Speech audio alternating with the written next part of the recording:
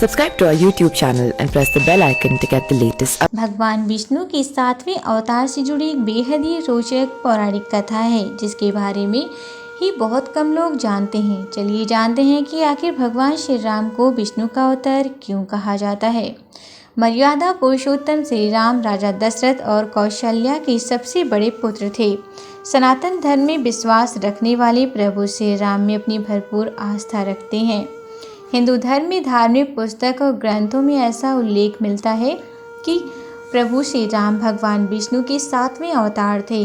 इन्हें सूर्यवंशी भी कहा जाता है। आखिर प्रभु श्री राम को विष्णु का अवतार क्यों कहा जाता है और इनका सूर्यवंश से कैसा जुड़ाव है। भगवान राम को मानव रूप में पूजे जाने वाले सबसे पुराने देवता हैं। बता दें कि भगवान राम का जन्म त्रेता युग में हुआ था। ऐसा माना जाता है कि त्रेता युग आज से 1,296 साल पहले समाप्त हो गया था। त्रेता युग की भगवान राम के अलावा भगवान विष्णु ने वामन और परशुराम के रूप में अवतार लिया था। भगवान राम का जन्म इक्ष्वाकु वंश में हुआ था, जिसकी स्थापना सूर्य के पुत्र राजा इक्ष्वाकु ने की थी। इसीलिए भगवान राम को सूर्यवंशी भी कहा जाता है।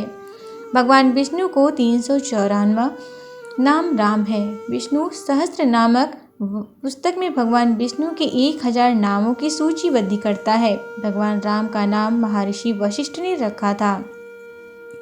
गुरु वशिष्ठ के अनुसार राम शब्द 2 बीजाणुओं अग्नि बीज और अमृत बीज से बना है। यह नाम मन, शरीर और आत्मा को शक्ति प्रदान करता है।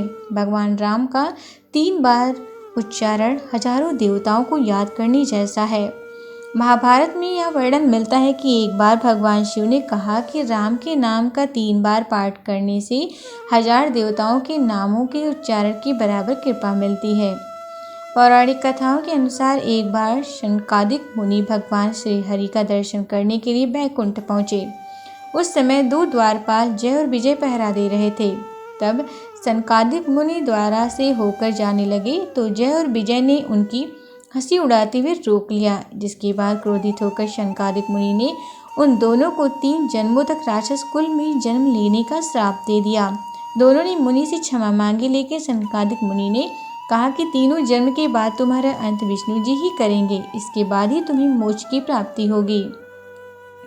इस प्रकार पहले जन्म में जय और विजय ने हिरण्याक्ष के रूप में जन्म लिया, जिसमें श्री हरि ने नराह अवतार लेकर उन दोनों का अंत किया। दूसरे जन्म में जय और विजय ने रावण और कुंभकर्ण के रूप में जन्म लिया और भगवान विष्णु ने श्री राम का अवतार लेकर इन दोनों का वध किया। तीसरे जन्म में दोनों ने शिशुपाल और दंतवक्र के रूप में जन्म लिया, जिसमें विष्णु जी ने भगवान श्री कृष्ण का रूप लेकर इनका वध किया। Subscribe to our YouTube channel and press the bell icon to get the latest